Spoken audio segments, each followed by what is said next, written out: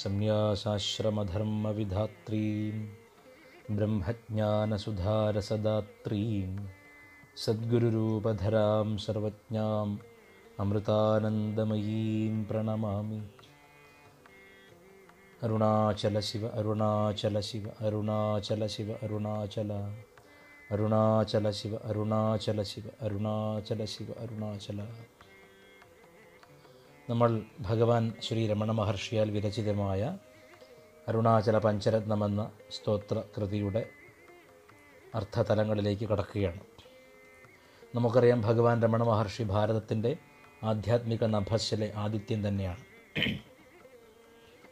രാമകൃഷ്ണ പരമഹംസരുടെയും ശാരദാദേവിയുടെയും ആ ഭക്തി കടൽ ഭാരതത്തെ വലിയ തോതിൽ ആധ്യാത്മികമായി ഉയർത്തിയിട്ടുണ്ട്. എന്നാൽ ഉത്തമ സാധകർക്ക് കേവലം വിചാരമാർഗത്തിലൂടെ ആത്മസാക്ഷാത്കാരത്തിലേക്കുള്ള വഴി കാണിച്ചു കൊടുത്ത മഹാപുരുഷനാണ് രമണ ഭഗവാൻ. ഭഗവാൻ രമണ മഹർഷിക്കും രാമകൃഷ്ണ പരമഹംസരോട് തത്തുല്യമായ സ്ഥാനം ഭാരതത്തിൻ്റെ ആധ്യാത്മിക നഭസ്സിലുണ്ട്. കാരണം 16-ാമത്തെ വയസ്സിൽ അദ്ദേഹത്തിന് മരണാനുഭവമുണ്ടായി. മരണാനുഭവം എന്ന് പറഞ്ഞാൽ അദ്ദേഹത്തിൻ്റെ അമ്മാവൻ്റെ വീടിൻ്റെ മുകളിൽ ഇരിക്കുന്ന സമയത്ത് താൻ മരണപ്പെട്ടു പോവുമോ, താനും ശരീരം വെടിഞ്ഞ് മരണപ്പെട്ടു പോവുമോ, പട്ടടയിലേക്ക് എടുത്ത് കത്തിക്കും ശരീരം എന്ന ഒരു പെട്ടെന്നുണ്ടാവുന്ന അകാരണമായൊരു ഭയം. അതിൻ്റെ കാരണം എന്താണ്? മരണം എന്നാൽ എന്താണ്? ശരിക്കും എന്താണ് മരിക്കുന്നത്? ഇതെല്ലാം ഒരു വളരെ ചുരുങ്ങിയ സമയത്തിനുള്ളിൽ അദ്ദേഹത്തിൻ്റെ മനസ്സിനുള്ളിലൂടെ അതിശക്തമായിട്ടുള്ള ഒരു തരംഗമായി കടന്നുപോയി. നമ്മൾ ചിന്തിക്കുന്ന പോലെ 20 മണിക്കൂറുകളോളം ചിന്തിച്ച് നേടിയതല്ല, പെട്ടെന്നുണ്ടായ ഒരു മരണാനുഭവം. ശരീരത്തെ അദ്ദേഹം അടക്കിപ്പിടിച്ചു, ചുണ്ടു കൂട്ടിപ്പിടിച്ചു, ശ്വാസം എടുക്കാതെ വെച്ചു, അപ്പോൾ തന്നെ തറയിൽ കടന്നു, മരണത്തെ അഭിനയിച്ചു ശരീരം കൊണ്ട്. പ്രാണങ്ങളെല്ലാം നിശ്ചലമാവുന്ന അദ്ദേഹം അറിഞ്ഞു, എല്ലാം അടങ്ങി. അപ്പോൾ അദ്ദേഹം വിചാരിക്കുകയാണ്, ഇനി ഇതിനെ എടുത്തുകൊണ്ട് പോയിട്ട് പട്ടടയിൽ വെച്ച് കത്തിക്കും, ചാരമാക്കും. ഇതെല്ലാം അനുഭവിച്ചിട്ടും ഇതിനെ കണ്ടുകൊണ്ടിരിക്കുന്ന, ഈ നടപടികളെല്ലാം കണ്ടുകൊണ്ടിരിക്കുന്ന ഒരു ചൈതന്യം, ഒരു ബോധം പ്രവർത്തിക്കുന്നുണ്ട്. അതിന് ശരീരത്തിൻ്റെ മരണവുമായി യാതൊരു ബന്ധവുമില്ല. അത് മരിക്കുന്നില്ല, ജനിക്കുന്നില്ല. ഈ മരണത്തെപ്പോലും സാക്ഷിയായി കണ്ടുകൊണ്ടിരിക്കുന്ന ആ ചൈതന്യം എന്താണ് എന്നന്വേഷിക്കുമ്പോൾ അത് തൻ്റെ തന്നെ സ്വബോധമാണ്, ആത്മബോധമാണ് എന്ന് അദ്ദേഹം തിരിച്ചറിഞ്ഞു. അതായി തന്നെയാണ് പിന്നീട് രമണ മഹർഷി ജീവിച്ചത്. വെങ്കട്ടരാമൻ എന്ന പേരിൽ അറിയപ്പെട്ടിരുന്ന കുട്ടി ഈ മരണത്തിൻ്റെ അഭിമുഖത്തോടു കൂടിയിട്ട് സാക്ഷാൽ രമണ മഹർഷിയായി. തമാശയ്ക്ക് പറയും, രമണ ശബ്ദം മരണശബ്ദം തിരിച്ചിട്ടതാണ്. അതായത് മരണത്തെ ജയിച്ചവനാണ് രമണൻ തമാശയ്ക്ക് പറയാറുണ്ട്. പക്ഷെ അത് സാങ്കത്യമുള്ളതുമാണ്. കാരണം ഇന്ദ്രിയങ്ങളെ രമിപ്പിച്ച് ആത്മാവിങ്കൽ അടക്കി സ്വരൂപമാത്രം നിഷ്ഠയോടുകൂടി ജീവിച്ചയാളാണ് മഹർഷി. അതുകൊണ്ട് ആ പറഞ്ഞതിലും സാങ്കത്യമുണ്ട്. മഹർഷിക്ക് ഏറ്റവും അത്ഭുതകരമായിട്ടുള്ള ഒരു അനുഭവമാണ് ഉണ്ടായത്. ഒരു പക്ഷേ ബുദ്ധനോ രാമകൃഷ്ണ പരമഹംസർക്കോ മറ്റുമൊന്നും ഉണ്ടാവാത്തൊരനുഭവം. പെട്ടെന്ന്, അതായത് പ്രത്യേകിച്ച് വലിയ റിഗറസ് ആയിട്ടുള്ള ആധ്യാത്മിക സാധനങ്ങളൊന്നും ചെയ്യാതെ പെട്ടെന്ന് മരണാനുഭവം ഉണ്ടാവുകയും ആ മരണാനുഭവത്തിൻ്റെ കാരണത്താൽ തന്നെ അദ്ദേഹം പരമജ്ഞാനിയായി തീരുകയും ചെയ്യുകയാണ്. നചികേതസ് കഠോപനിഷത്തിൽ മരണത്തെ അഭിമുഖീകരിച്ച് അതിനെ കാത്തു 3 ദിവസം ഇരിക്കുകയും പിന്നീട് മരണത്തിൽ നിന്ന് പാഠങ്ങൾ ഉൾക്കൊള്ളുകയും ചെയ്തു. ആ ഉൾക്കൊണ്ട പാഠങ്ങൾ ദിവസങ്ങളുടെ സമയത്തിന് അധീനമായ പാഠങ്ങളായിരുന്നു. എന്നാൽ സമയത്തിന് പോലും എത്തിനോക്കാൻ പറ്റാത്തത്ര വേഗത്തിൽ, ഒരു മിന്നൽ വേഗത്തിൽ മരണാനുഭവം വന്ന് പിടിവിടുകയും തൻ്റെ ശരീരം മാത്രമേ മരിച്ചു പോകുന്നുള്ളൂ, ഉടലിന് നാശം വന്നാലും ഉണർവിന് നാശമില്ലെന്നും ആ സ്ഫൂർത്തി മാത്രമാണ് താനെന്നും അദ്ദേഹം മനസ്സിലാക്കി, അദ്ദേഹം അറിഞ്ഞു. പിന്നീട് അങ്ങോട്ട് അദ്ദേഹത്തിൻ്റെ ദീർഘമായ ജീവിതത്തിൽ ഒരിക്കൽ പോലും അദ്ദേഹത്തിന് ഈ വിഷയത്തിൽ സന്ദേഹമുണ്ടായിട്ടില്ല. കാരണം ആ അനുഭവം പരിപൂർണമായ ആത്മസാക്ഷാത്കാരമായിരുന്നു. എല്ലാ ജീവനും ഇത് ബേർത്ത് റൈറ്റാണ്, ജന്മാവകാശമാണ്. പക്ഷേ ഈ ഒരു മഹത്തായ ബേർത്ത് റൈറ്റ് ഉപയോഗിക്കുന്നവർ കോടി ജനങ്ങളിൽ 1-2 പേർ മാത്രമാണ്. മാത്രമല്ല, നമുക്ക് ഉപയോഗിക്കാൻ പറ്റിയൊരു കാര്യമല്ല.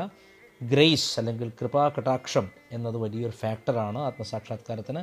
അതുകൊണ്ടാണ് ഗുരുവിനെ സമീപിച്ച് അവിടുത്തെ പാദസേവ ചെയ്ത് തദ്വിദ്ധി പ്രണിപാതേന പരിപ്രശ്നേന സേവയാ എന്നൊക്കെ ഗീതയിൽ പറയുന്നത് പോലെ, അല്ലെങ്കിൽ നാരായണ ഗുരുദേവൻ പറഞ്ഞ പോലെ പ്രണവമുണർന്നു പിറപ്പൊഴിഞ്ഞു വാഴും മുനിജന സേവയിൽ മൂർത്തി നിർത്തിയിടണം എന്നൊക്കെ പറഞ്ഞ പോലെ മഹാഗുരുക്കന്മാരെ സേവിച്ച് അവരുടെ കൃപയാലാണ് കൃത്യമായിട്ടും ചിത്തം ഒതുങ്ങിക്കിട്ടുന്നത്. അതിന് വേണ്ടിയിട്ട് നമ്മൾ പരിശ്രമിക്കുന്നു. പക്ഷേ പരിശ്രമത്തിൻ്റെ ഫലം എന്ന് പറയുന്നത് കൃപയാണ്. ആ കൃപ കൊണ്ടാണ്, ഈശ്വര കടാക്ഷം അല്ലെങ്കിൽ അനുഗ്രഹം കൊണ്ടാണ്. ഇപ്പോൾ രമണ ഭഗവാനെ പ്രകൃതി ഈ മരണാനുഭവത്തിലൂടെ തന്നെയാണ് കൃത്യമായി തൻ്റെ കേന്ദ്രത്തിൽ ഉറപ്പിച്ചത്.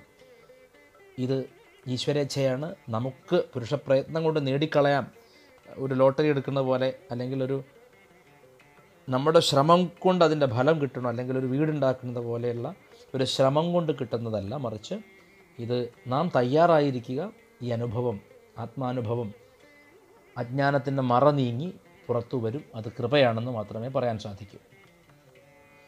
ഇതേപ്പറ്റി മഹർഷി ഈ ഗിരി, അരുണഗിരി അല്ലെ അരുണാചലം, ശോണാചലം, ശോണഗിരി, ശോണശൈലം, അണ്ണാമലൈ, തിരുവണ്ണാമലൈ എന്നൊക്കെ പറയുന്ന ഈ പുണ്യഭൂമി, ഈ ഗിരി ശിവൻ തന്നെ, പരമശിവൻ തന്നെ, ജ്ഞാനസ്വരൂപം തന്നെ, ശിവൻ തന്നെ എന്ന് മഹർഷി പോലും പലതവണ പറഞ്ഞിട്ടുണ്ട്. മഹർഷിക്ക് ഏറ്റവും പ്രാധാന്യമായ ജീവിതത്തിൻ്റെ കേന്ദ്രബിന്ദുവായി വർത്തിച്ചിരുന്ന ഒന്ന് ഈ അരുണാചലമാണ്. ഭക്തജനങ്ങളുടെ വമ്പിച്ച തിരക്ക് വരുന്നതിന് മുമ്പ് അദ്ദേഹം ദിവസേന പലതവണ ഈ ഗിരിയെ വലം വയ്ക്കുകയും അവിടെ ഇവിടെയൊക്കെ ആയിട്ട് അതിൽ നടക്കുകയും ചെയ്തിരുന്നു. അതിനോട് വലിയൊരു അച്ഛനും മകനും തമ്മിലുള്ള ബന്ധം പോലെ, അല്ലെങ്കിൽ ഒരു ഗുരുവും ശിഷ്യനും തമ്മിലുള്ള ബന്ധം പോലെ. ഇനി അതും കടന്നു കഴിഞ്ഞാൽ സൂര്യനും താമരയും തമ്മിലുള്ള ബന്ധമാണ് ഒരു ഭക്തൻ്റെ ഹൃദയവും അരുണാചലവും തമ്മിൽ, അല്ലെങ്കിൽ പരമാത്മാവും ഗുരുവും ശിഷ്യനും തമ്മിലുള്ള ബന്ധമാണ് ഇവിടെ അരുണാചലവും ഭക്തനുമായിട്ടുണ്ടാവുന്നത് എന്ന് കൃത്യമായിട്ട് ആദ്യത്തെ പദ്യത്തിൽ തന്നെ അദ്ദേഹം പറഞ്ഞിട്ടുണ്ട്. ഇതേ കാര്യം അക്ഷര മണമാലൈ എന്ന അദ്ദേഹത്തിൻ്റെ മഹത്തായ കൃതിയിൽ അദ്ദേഹം എടുത്തു പറഞ്ഞിട്ടുണ്ട്. സകലമും വിഴുങ്കും കതിരൊളിയിനമന ജലജമലർത്തിയിടരുണാചല. സകലമും വിഴുങ്കും, എല്ലാറ്റിനെയും തന്നിലേക്ക് വിഴുങ്ങിക്കളയുന്ന, സംഹരിച്ചു കളയുന്ന ശക്തിയാണത്. ജ്ഞാനശക്തിയാണ്. എല്ലാറ്റിനെയും വിഴുങ്ങുകയാണ്. അങ്ങനെയുള്ള കതിരൊളി, അങ്ങനെയുള്ള രശ്മികളെ പായിക്കുന്ന ജ്ഞാനസൂര്യനാണ് അരുണാചലം. ആ ജ്ഞാനസൂര്യൻ എൻ്റെ ചിത്തമാകുന്ന മലർമൊട്ടിനെ, അതായത് താമരമൊട്ടിനെ വിടർത്തട്ടെ. താമരയും സൂര്യനും തമ്മിലൊരു ബന്ധമുണ്ടെന്ന് നമുക്കറിയാം. ആ ബന്ധം ഇതാണ്. സൂര്യോദയത്തോടുകൂടി ആദ്യ കിരണങ്ങൾ വന്ന് വീഴുമ്പോഴാണ് താമര വിടരുന്നതെന്നുള്ള കൽപ്പന. അതേ കൽപ്പന ഗുരുവിൻ്റെയും ശിഷ്യൻ്റെയും കാര്യത്തിൽ സാങ്കത്യമുള്ളതാണ്. എന്ന് വെച്ചാൽ ഗുരുവിൻ്റെ അനുഗ്രഹമാകുന്ന രശ്മികൾ പായിച്ച് ശിഷ്യൻ്റെ അജ്ഞാനമാകുന്ന മൂടൽ മഞ്ഞിനെ മാറ്റി, അല്ലെങ്കിൽ അജ്ഞാനമാകുന്ന മൂടിയ താമരയെ വിടർത്തി ജ്ഞാനത്തിലേക്ക് ഉയർത്തണം എന്നതാണ്. ചിത്തത്തെ വിടർത്തുക, താമര പൂ പോലെ വിടർത്തുക എന്നുള്ളതാണ്. വളരെ ഒരുപാട് രീതിയിൽ ഇത് പറയാൻ സാധിക്കും. നമ്മൾ ആ ശ്ലോകം എടുത്ത് പറയുമ്പോൾ പറയാം. ഏതായാലും ഇതേപ്പറ്റി പലയിടത്തും മഹർഷി തന്നെ പറഞ്ഞിട്ടുണ്ട്. തെളിവാണ് അക്ഷരമണമാലയിൽ സകലമും വിഴുങ്കും കതിരൊളിയിന് മനജലജ മലർത്തിയുടെ അരുണാചല. മനസ്സാകുന്ന താമരമുട്ടിനെ വിടർത്തു അരുണാചല എന്ന് പ്രാർത്ഥിക്കുകയാണ്. അപ്പോൾ അരുണാചലത്തിന് മഹർഷിയുമായിട്ടുള്ള സ്ഥാനം ഗുരുവും ശിഷ്യനും തമ്മിലുള്ള സ്ഥാനമാണ്. സകലമും വിഴുങ്കും കതിരൊളിയിന മന ജലജമലർത്തിയിടരുണാചല എന്ന് പാടാറുണ്ട്. അപ്പോൾ നമുക്കറിയാം താമരയുടെ പ്രത്യേകത, അത് ജലത്തിൽ കിടക്കുന്നുവെങ്കിലും ജലത്തോട് ബന്ധപ്പെട്ടിട്ടല്ല കിടക്കുന്നത്. താമര ഇതളിലെ ജലമെന്ന് പറഞ്ഞാൽ തന്നെ ബന്ധമില്ലാത്തതാണ്. അപ്പോൾ അതുപോലെ ശിഷ്യൻ്റെ മനസ്സ് ലോകത്തോട് ഒട്ടലില്ലാതിരിക്കുന്ന സമയത്ത് ജ്ഞാനസൂര്യനാകുന്ന ഗുരു തൻ്റെ കിരണങ്ങൾ, കൃപാനുഗ്രഹങ്ങൾ പായിച്ച് ശിഷ്യൻ്റെ മൂടി നിൽക്കുന്ന, അജ്ഞാനം കൊണ്ട് മൂടി നിൽക്കുന്ന ചിത്തത്തെ വികസിപ്പിച്ച് ആനന്ദവാനാക്കി തീർക്കുന്നു എന്നാണ് ഇവിടെ സങ്കല്പം. ഇതേ സങ്കല്പം അരുണാചല പഞ്ചരത്നത്തിൽ അദ്ദേഹം ആവർത്തിക്കുന്നുണ്ടെന്ന് മാത്രമാണ് പറഞ്ഞതിൻ്റെ അർത്ഥം. ഇപ്പോൾ ഭാഷ്യത്തിൽ തദിദം ഭഗവത രമണേന മഹർഷിണ ഗീർവാണവാണ്യ ആര്യാഗീതിഭിः ഗീതം അരുണാചല പഞ്ചരത്നം നാമ പദ്യപഞ്ചകം വ്യാഖ്യാസ്യത്തെ. രമണ മഹർഷിയാൽ, രമണ ഭഗവാനാൽ ഗീർവാണവാണ്യ വേദഭാഷയിൽ അല്ലെങ്കിൽ സംസ്കൃത ഭാഷയിൽ ആര്യാഗീതിഭിः, ആര്യ എന്ന വൃത്തത്തിൽ ഗീതം, സ്തോത്രം ഇവിടെ എഴുതിയിരിക്കുന്നത്, അരുണാചല പഞ്ചരത്നം നാമ, അരുണാചല പഞ്ചരത്നം എന്ന പേരിൽ പദ്യപഞ്ചകം 5 ശ്ലോകങ്ങളുള്ള പദ്യം ഇതാ ഇവിടെ വ്യാഖ്യാനം ചെയ്യാൻ പോവുകയാണ് എന്നാണ് ഭാഷ്യം പറയുന്നത്. അരുണാചല പഞ്ചരത്നം പഞ്ചാനാം രത്നാനാം പദ്യശ്രേഷ്ഠാനാം സമാഹാരഃ പഞ്ചരത്നം. 5 ശ്രേഷ്ഠ പദ്യങ്ങളുടെ സമാഹാരത്തെയാണ് അരുണാചല പഞ്ചരത്നം എന്ന് പറയുന്നത്. ഇപ്പോൾ പദ്യത്തെ ശ്ലോകത്തെയൊക്കെ രത്നം എന്ന് വിശേഷിപ്പിക്കാൻ കാരണം മൂല്യം അളക്കാനാവാത്ത അത്രയ്ക്ക് മൂല്യമുള്ളത്, അമൂല്യമായത് എന്നാണ്. പദ്യശ്രേഷ്ഠാണാം, അങ്ങനെയുള്ള ശ്രേഷ്ഠ പദ്യങ്ങളുടെ സമാഹാരമാണ് ഇവിടെ പഞ്ചരത്നം. അരുണാചല പഞ്ചരത്നം, പഞ്ചാനാം രത്നാനാം പദ്യശ്രേഷ്ഠാണാം സമാഹാര പഞ്ചരത്നം. ഇപ്പോൾ നമുക്കറിയാം ഇവിടെ അരുണാചലത്തെ അഡ്രസ്സ് ചെയ്തുകൊണ്ട് ഭഗവാൻ പറയുകയാണ്. എല്ലാ സ്തോത്രങ്ങളിലും അങ്ങനെ തന്നെയാണ് പറയുന്നത്. അപ്പോൾ നമുക്ക് തോന്നാം ഈ പരമമായ ജ്ഞാനാനുഭവത്തിൽ, അദ്വൈതാനുഭൂതിയിൽ എല്ലാം താൻ തന്നെ എന്നറിയുന്ന ഭഗവാൻ എന്തിനാണ് ഇങ്ങനെ അരുണാചലത്തോട് പ്രാർത്ഥനയോടുകൂടി മധുരമായ പദ്യങ്ങളിലൂടെ ഇങ്ങനെ പ്രാർത്ഥിച്ചുകൊണ്ടിരിക്കുന്നതെന്ന് തോന്നാം. ദ്വൈത ബുദ്ധിയല്ലേ അത് എന്ന് തോന്നാം. ഭഗവാൻ രമണ മഹർഷി തന്നെ പറഞ്ഞിട്ടുണ്ട്, എവിടെയൊക്കെ ഒരു മഹാഗുരു, ഒരു മഹാത്മാവ് ദ്വൈത ഭാഷ ഉപയോഗിക്കുന്നുണ്ടോ, ഈശ്വരനും ഞാനും വേറെ എന്ന രീതിയിൽ ഭജനകൾ പാടുകയോ കീർത്തനം ആലപിക്കുകയോ കണ്ണാ മുരളീധര കൃഷ്ണ ഗോവിന്ദ ശിവശിവ എന്നൊക്കെ പറഞ്ഞ് മൂർത്തികളെ വിളിക്കുന്നതായിട്ട് തോന്നുന്നുവോ, അതെല്ലാം അജ്ഞാനികളായ നമ്മുടെ മനസ്സിനെ ഉണർത്താനുള്ള രശ്മികളാണെന്ന് മനസ്സിലാക്കിക്കൊള്ളണം. കാരണം മഹാത്മാവിൻ്റെ ദൃഷ്ടിയിൽ ദ്വൈത പ്രപഞ്ചമില്ല. പക്ഷേ നമ്മളെ പഠിപ്പിക്കുകയാണ് എങ്ങനെയൊക്കെ ഇതിൽ നിന്ന് വിടുതൽ നേടാം. അതിന് ഭക്തി, യോഗം, വിചാരം തുടങ്ങിയ മാർഗങ്ങളെ നിർദ്ദേശിക്കുമ്പോൾ ദ്വൈതത്തിൻ്റെ ഭാഷ ഉപയോഗിക്കേണ്ടി വരികയാണ്. അതുപോലെ ഭജന പാടേണ്ടി വരും, ചിലപ്പോൾ കൈകൊട്ടി പാട്ട് പാടേണ്ടി വരും, ചിലപ്പോൾ കരഞ്ഞു പ്രാർത്ഥിക്കുന്നതായിട്ട് കാണാം. ഇതെല്ലാം അവർ നമുക്ക് വേണ്ടി നടത്തുന്ന നാടകം മാത്രമാണ്. ഇതിനെപ്പറ്റി ഭഗവാൻ രമണ മഹർഷി തന്നെ രസകരമായൊരു ഉപമ പറയും.